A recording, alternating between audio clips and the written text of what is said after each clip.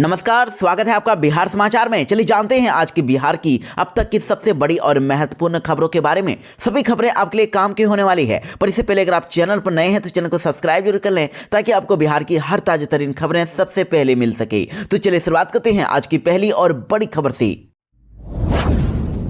बिहार के बाजार में आ गए हैं 500 के जाली नोट। सिर्फ एक अक्षर से पता चलेगा कि असली है या नकली। पर्व त्योहार को लेकर बिहार में नकली नोट से लोगों को चूना लगाने की पूरी तैयारी है। तस्करों ने धड़ल्ले से बाजार में नकली नोट उतार दिए हैं। और देखिए, पटना पुलिस ने पीएमसीएच के हॉस्टल से 12 लाख रुपए का नकली नोट मिलने का खुलासा किया है। और आग लगने के कारण सभी नोट जल गए थे, लेकिन भारी मात्रा में नकली नोट मिलने को लेकर अब प्रशासन ने ग्राहकों के लिए अलर्ट जारी कर दिया है। और असली नोट और नकली नोट में सबसे बड़ा पहचान ये है कि देखिए, रिजर्व बैंक ऑफ इंडिया का जो स्पेलिंग है वो ही गड़बड़ कर दिया गया है। यानी कि जो तस्कर हैं, जो नकली नोट जिन्होंने छापा, उन्होंने तो पूरी सतर्कता बरती, लेकिन अनपढ़ ही रह जाएंगे। देखिए, रिजर्व बैंक का स्पेलिंग उन्होंने ठीक से नहीं लिख पाया। रिजर्व बैंक ऑफ इंडिया आप इस तस्वीर में देख सकते हैं कि असली नोट में आपको RESERVE यानी रिजर्व बैंक ऑफ इंडिया इस तरह से लिखा हुआ नजर आता है। लेकिन नकली नोट की देखिए, अनपढ़ लोगों ने किस तरह से बनाया है। रिजर्व बैंक ऑफ इंडिया का स्पेलिंग इन्होंने रिजर्व में RESARVE लिख दिया है, यानी कि ई के जगह पर ए को लिख दिया गया, जिससे नकली नोट पूरी तरह से असली नहीं बन पाया। असली नोट में तो रिजर्व अच्छा तरह से लिखा गया है, लेकिन नकली वाले में रिजर्व में एस के बाद ई के जगह पर ए लिख दिया गया है। तो इस प्रकार से आप नकली और असली नोट की पहचान आसानी से कर सकते हैं। बिहार में नीतीश कैबिनेट की बैठक में लिए गए बड़े अहम फैसले। 55 प्रस्तावों पर लगी मुहर। लगभग 3000 करोड़ होगा खर्च। मुख्यमंत्री नीतीश कुमार की अध्यक्षता में कैबिनेट की बैठक में मुख्यमंत्री की प्रगति यात्रा के 21 एजेंडे, साथ ही कई विभागों के 55 प्रस्तावों पर मुहर लगी, जिस पर 2960 करोड़ 48,18,435 रुपए खर्च होने वाले हैं। मंत्रिमंडल सचिवालय विभाग की ओर से बताया गया है कि अल्पसंख्यक कल्याण विभाग, ग्रामीण विकास विभाग, नगर विकास एवं आवास विभाग, पर्यटन विभाग, परिवहन विभाग, राजस्व एवं भूमि सुधार विभाग के साथ ही कई अन्य विभागों से जुड़े तमाम एजेंडों को मंत्रिमंडल ने अपनी मंजूरी दे दी है। और टोटल 55 एजेंडों पर स्वीकृति मिली। और उनमें से कुछ अहम प्रस्तावों की अगर बात करें तो देखिए, हवाई सेवाओं के विस्तार को लेकर रक्सौल हवाई अड्डे के विकास के लिए 207 करोड़ रुपए की मंजूरी दी गई है। वहीं दरभंगा हवाई अड्डा को अंतर्राष्ट्रीय हवाई अड्डा बनाने जाने को लेकर 244 करोड़ रुपए की मंजूरी मिली, और जिसे भूमि अधिग्रहण पर खर्च किया जाएगा। साथ ही किसानों के लिए भी बड़ी खुशखबरी है। अब किसानों को राहत देते हुए गन्ने के खरीद मूल्य में 10 रुपए प्रति क्विंटल के दर से बढ़ोतरी कर दी गई है।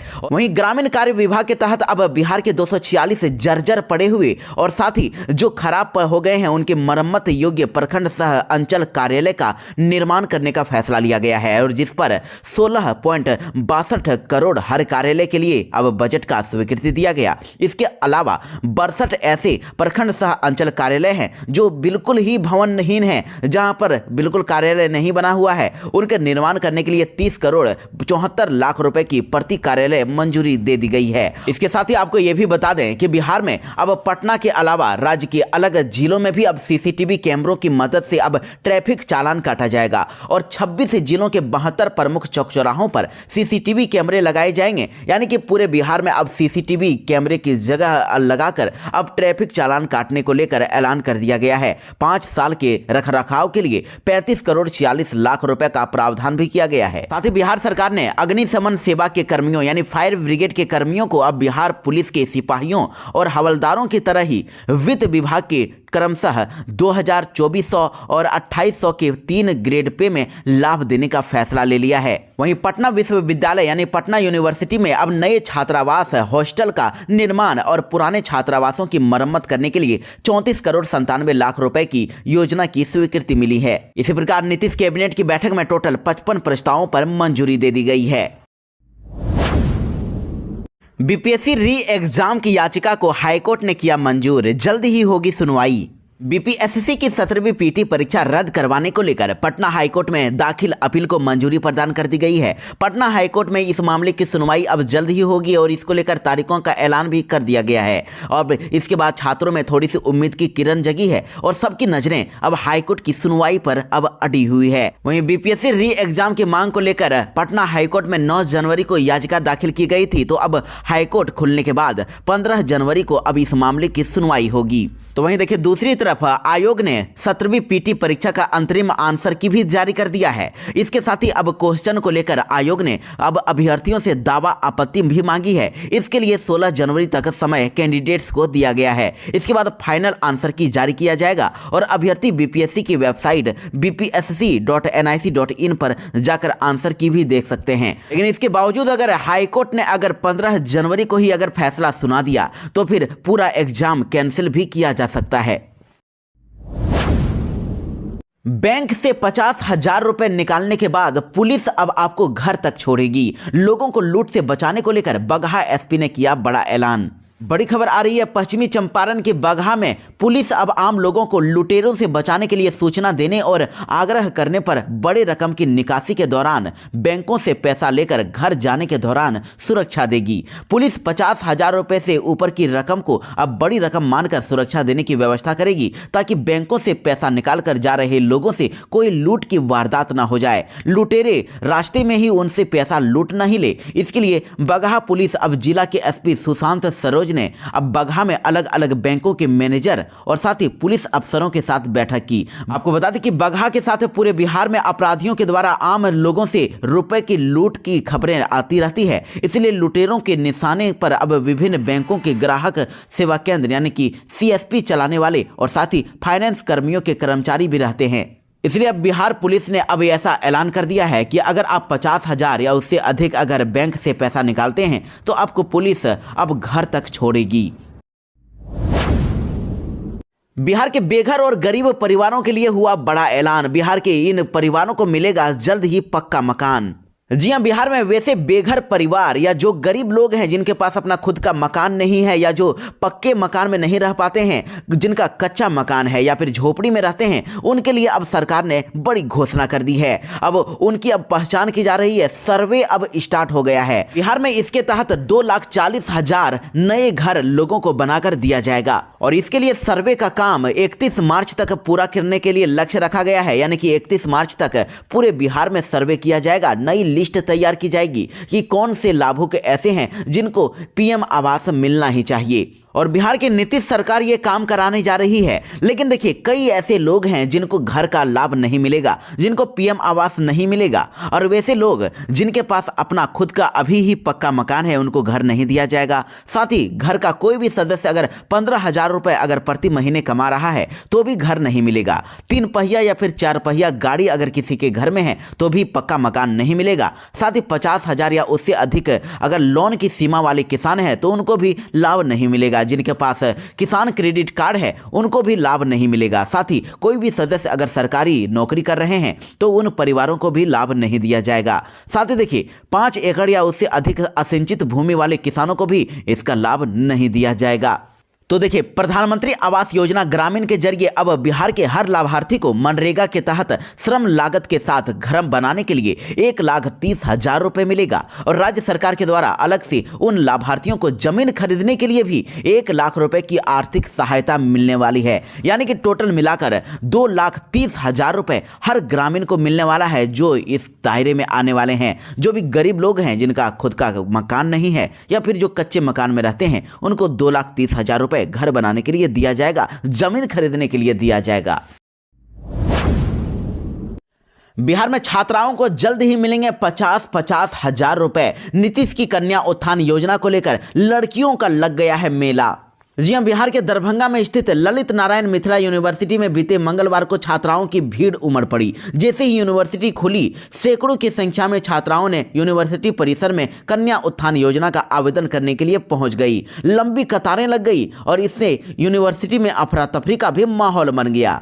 आपको बता दें कि मुख्यमंत्री कन्या उत्थान योजना के आवेदन त्रुटि सुधार के लिए विंडो खोली गई थी और सभी लड़कियां इसी के लिए यूनिवर्सिटी में सुधार करने के लिए पहुंची थी। तो अब जल्दी कन्या उत्थान योजना के तहत अब ग्रेजुएशन पास करने वाली सभी लड़कियों की सरकार की ओर से अब पैसा मिलने वाला है। ग्रेजुएशन पास करने वाली सभी लड़कियों को अब 50-50 हजार रुपए उनके अकाउंट में पहुंचा जाएगा।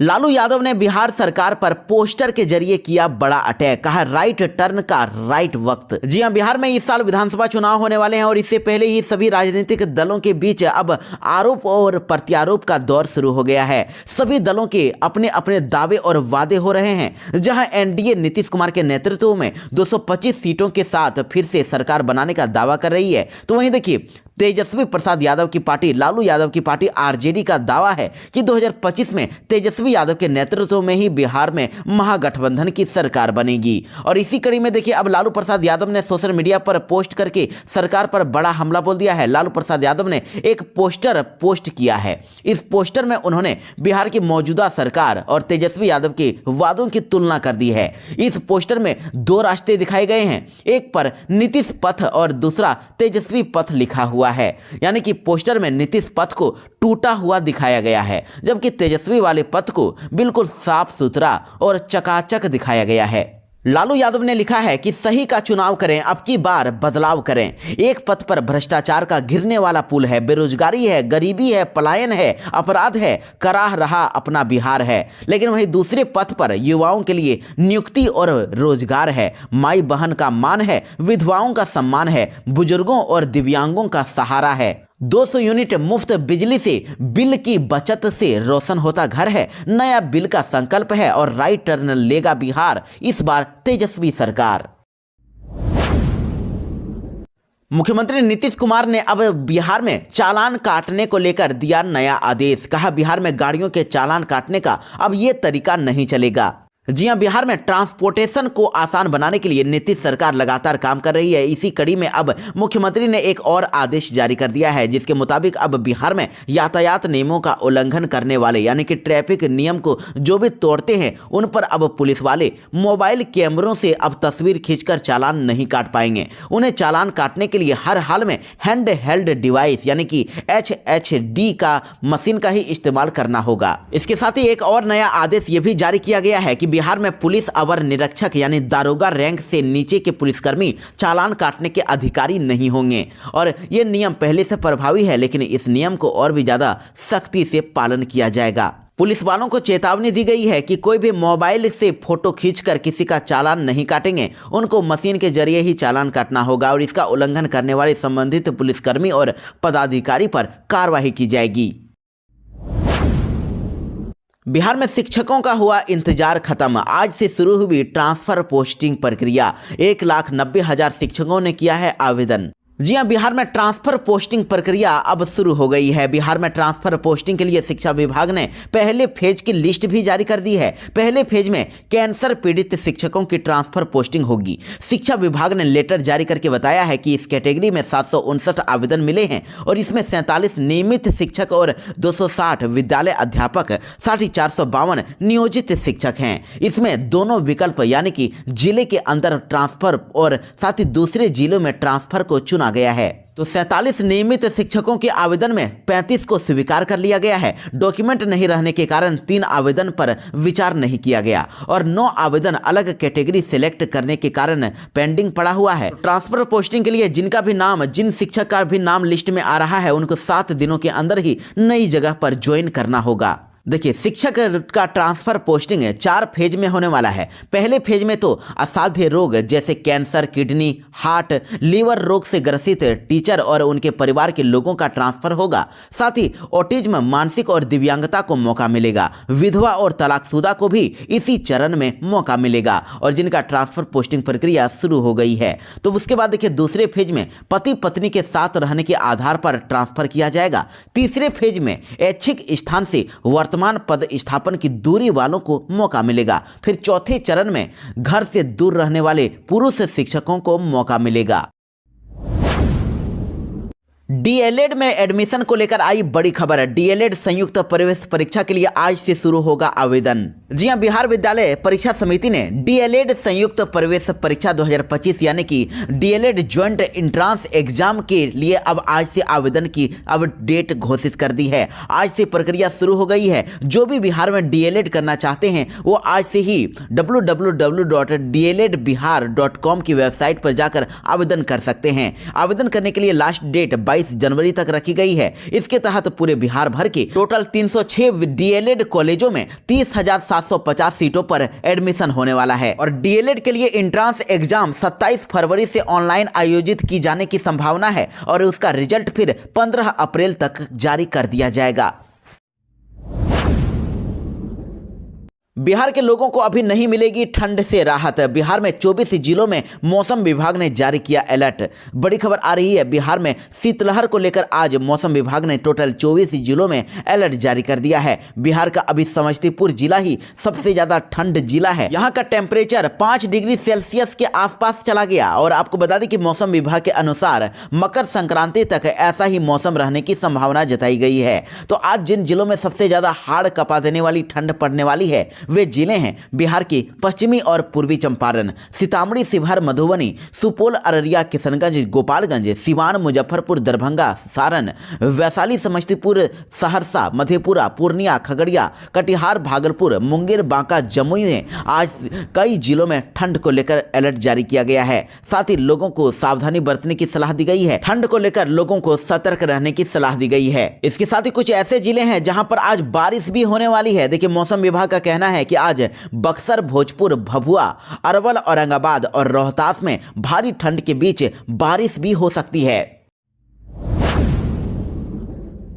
बिहार यूपी वालों पर केजरीवाल के बयान से मचा सियासी घमासान। जेडीयू और बीजेपी ने खोला मोर्चा। जी हां, दिल्ली के पूर्व सीएम और आम आदमी पार्टी के सुप्रीमो अरविंद केजरीवाल के एक बयान से पूरे बिहार की सियासत गर्म हो गई है। बीजेपी, जेडीयू के साथ ही एनडीए फोल्डर के नेता भी अब केजरीवाल पर हमला बोल रहे हैं और जेडीयू के राष्ट्रीय अध्यक्ष कार्यकारी संजय झा ने ट्वीट करके केजरीवाल की इस बयान के लिए आलोचना की है। तो वहीं बीजेपी के गिरिराज सिंह, हरिभूषण ठाकुर, बचौल और साथ ही कई नेताओं ने इस मुद्दे पर अरविंद केजरीवाल की खिंचाई की। साथ ही उन्होंने कह दिया है कि केजरीवाल ने मेहनतकश और अपने पसीने से दिल्ली में काम करने वाले बिहार यूपी वासियों का अपमान किया है। तो वहीं केंद्र मंत्री और लोजपा रामविलास के राष्ट्रीय अध्यक्ष चिराग पासवान ने भी अरविंद केजरीवाल के बयान की निंदा की। उन्होंने कहा कि इसकी जितनी निंदा की जाए कम है, यह कतई बर्दाश्त करने के लायक नहीं है। केजरीवाल को बिहारियों से इतनी नफरत क्यों है? तो आखिर अरविंद केजरीवाल ने ऐसा क्या बयान दिया था जिससे पूरे बिहार में सियासत गर्म हो गई है? देखिए, दरअसल आपको बता दें कि अरविंद केजरीवाल ने बयान दिया था कि बीजेपी पार्टी दिल्ली चुनाव के लिए बिहार और उत्तर प्रदेश से लोगों को लाकर फर्जी वोट तैयार कर रहे हैं। और साथ ही अरविंद केजरीवाल ने कहा था कि दिल्ली एक छोटी सी असेंबली है, उसमें 13,000 नए वोटर मात्र 15 दिनों में कहां से आ गए और इतने कम दिनों में वोटर बनने के 13,000 आवेदन आ गए हैं। जाहिर है कि बिहार, यूपी और पास के राज्यों से ला कर फर्जी वोट बनवाए जा रहे हैं। दिल्ली सरकार इस पर काम कर रही है और अरविंद केजरीवाल ने पहले भी ऐसा ही कुछ बयान दिया था। अरविंद केजरीवाल ने कहा था कि बिहार यूपी के लोग 500 लेकर दिल्ली आ जाते हैं और 5 लाख का इलाज करवा कर चले जाते हैं। तो अरविंद केजरीवाल के इसी बयान की पूरे बिहार में अब आलोचना की जा रही है। पूरे देश में अरविंद केजरीवाल के बयान की निंदा की जा रही है।